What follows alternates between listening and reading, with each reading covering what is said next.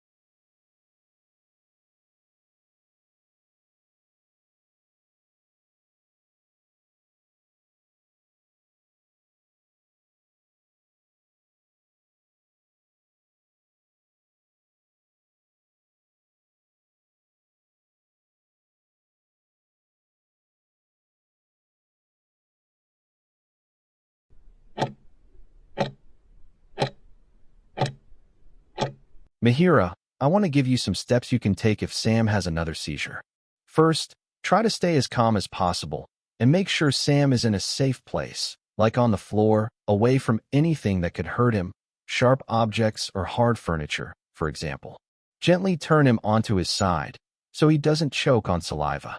It's really important not to put anything in his mouth, even though it might feel like that's the right thing to do. Just focus on keeping him safe and comfortable until the seizure passes. When the episode ends, try to note down how long it lasted and any other details you notice, like how he was moving or if he lost consciousness. This information will be really helpful for the doctor. At home, it might be a good idea to child-proof the space a little more, just to minimize the risk of another seizure happening. For example, you could pad any sharp corners on furniture or clear out any dangerous objects from areas where Sam spends time.